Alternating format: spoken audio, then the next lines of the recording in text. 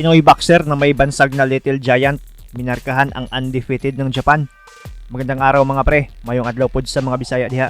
Bago natin simulan, kung bago ka pa lang napadaan sa aking munting tahanan, pasuporta naman, click mo lang ang subscribe button at notification bell button. Palike na rin ang video para lagi kang updated sa mga bago kong uploads. April 22, 2015, dumayo ang Pinoy na may bansag na Little Giant dahil sa 5'4 lang ang height nito, pero may kamaong parang bato sa bansang Japan sa dumayo para harapin ang undefeated prospect na si Naoto Obayashi. Kagagaling lang nitong Pinoy na si Giovanni Escaner sa isang matagumpay na panalo kontra sa veteranong Hapon din na si Junichi Ibisuka via TKO. Kaya naman kumpiyansa siyang mamarkahan din niya ang record nitong Hapon na walang talo. Bit-bit ni Naoto Obayashi ang malinis na kartadang 7 wins, 1 draw at 4 dito via knockout. Habang ang Pinoy na si Giovanni Escaner naman ay may kartadang 12 wins, 3 defeats at 8 dito via knockout. 24 pa itong Pinoy na may bansag na Little Giant habang 28 na itong Hapon. Bahagyang mas matangka din itong Hapon na may height na 5'6 habang 5'4 lang ang ating pambato. Sa mismong laban, round 1 pa lang ay bakbakan agad ang dalawa sa ibabaw ng lona. Di nagpapalugi sa kamaong binibitawan at sa mga kombinasyong pinapakawalan. Tila ayaw nang paabutin sa scheduled 8 rounds ang laban, gusto agad tapusin ang malupit na sagupaan.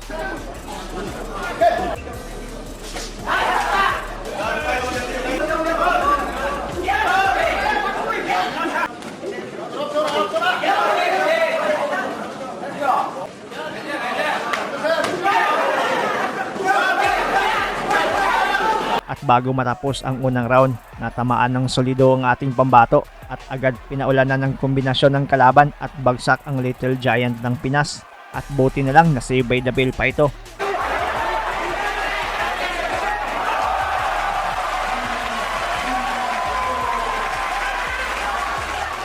Second round, mas agresibo pa rin itong Pinoy.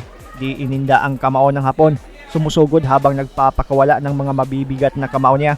Habang ang undefeated na Hapon naman ay di nagpapalugi, tumatama din ang mga counter niya sa ulo at katawan.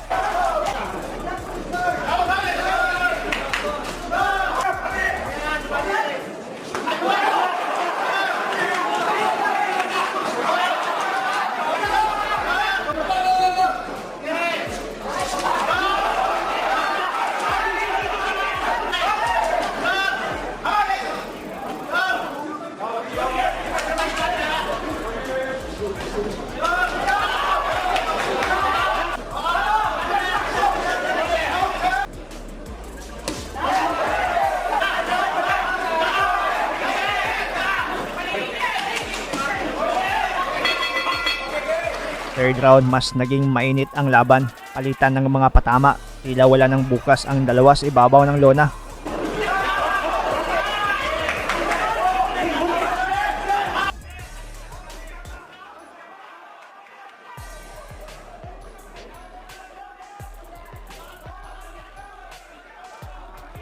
Pero matapos ang 1 minuto ay nasa pole itong Hapon sa isang kombinasyon ng Pinoy at bagsak ito.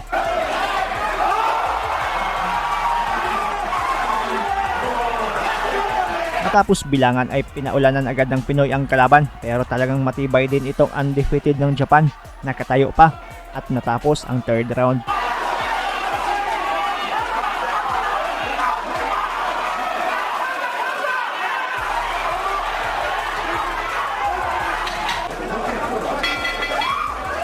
Sa mga sumunod na round, ganun pa rin ang takbo ng laban.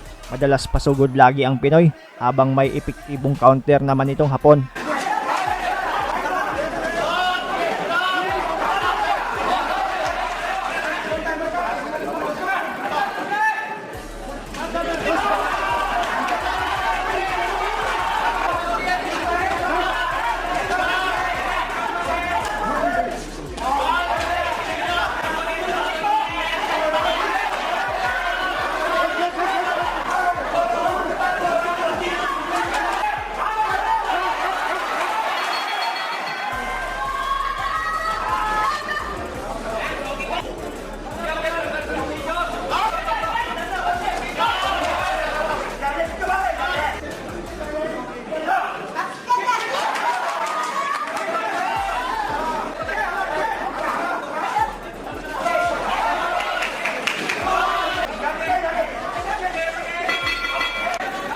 Round 6, madalas nang napapasandal sa lubid ang kalaban.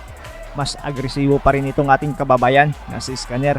Gustong lamunin ang Hapon pero makikitang matibay din itong si Obayashi dahil sa malulupit din na counter ang mga patama niya.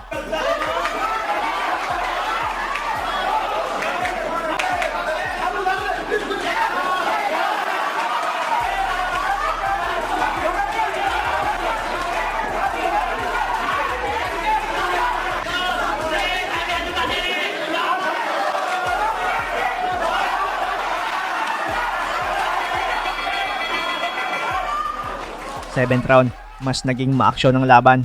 Naghihiyawan ang mga boxing fans sa ganda ng kanilang ipinakitang bakbakan. Pero sa mga huling segundo ng round 7 ay makikitang dahan-dahan nang nauubos ang tangke ng dalawa. Pero mas lamang itong Pinoy na may bansag na Little Giant dahil sa may malakas itong kamao kumpara sa Hapon.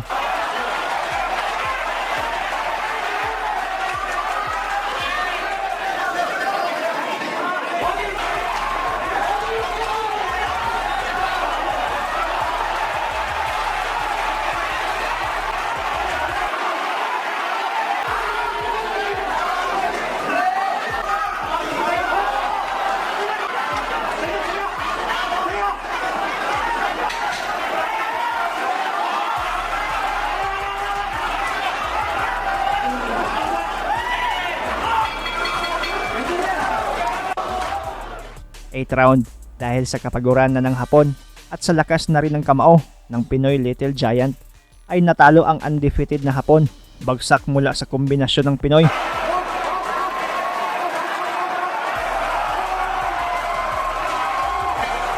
Panalo si Giovanni Scanner aka Little Giant sa bakbakan via 8th round TKO at ang undefeated prospect na Hapon ay umuwing markado.